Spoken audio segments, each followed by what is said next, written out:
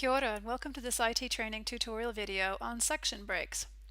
Now, section breaks are really powerful. They allow you to set all kinds of document properties independently of the rest of the document, so you must use them very sparingly. In fact, I recommend you only use one in your thesis, and that would be between your preliminary section and your first chapter or introduction. The only reason you should be using one is to allow you to set the page numbers independently so that you're going to have Roman numerals at the beginning of your thesis, and then no matter what page number the first chapter starts on, you will force it to restart the numbering at page 1. I usually recommend as well people just leave the page numbering as it is in their main document until they get to this point.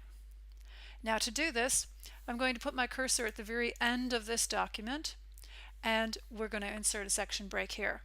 Now you can go to the Layout tab and choose Breaks and use a section break for the next page, or you can go to the Insert menu, Break, and Section Break Next Page.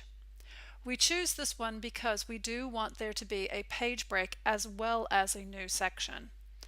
Now, something that you won't see here but which will work is you can also use the keyboard shortcut Command Enter, but only if you've got an Enter key on your keyboard. It will not work with the Return key. So I'm going to just click on this and I will see that my section break has come in. Now section breaks tend to just sort of eat the paragraph that they're in, so I'm just going to hit Enter again so I can see it displayed, and you can tell it's a section break because it tells me so.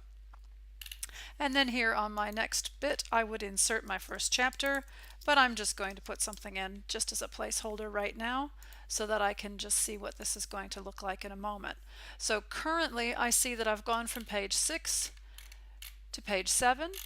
So I'm going to just click back inside of the first section and change these page numbers to Roman numerals. So to do that, I can go to the Insert tab on the ribbon or the Insert menu, go to Page Number, and format the page numbers. In here, I'll change the number format to lowercase Roman numerals and click OK. And you see that these are now set to exactly that, lowercase Roman numerals. Now chapter 1 is still continuing on with the original page numbering, so it's page 7. But if I click in this section, go back up to Format Page Numbers on the Insert tab, I'm going to do the bottom half. I'm going to tell it to start at, and it'll by default go to a 1, and I'll click OK. And now this one begins with page number 1, and these are set to Roman numerals. Okay. That concludes this lesson on section breaks. Thanks for your attention. Kia ora.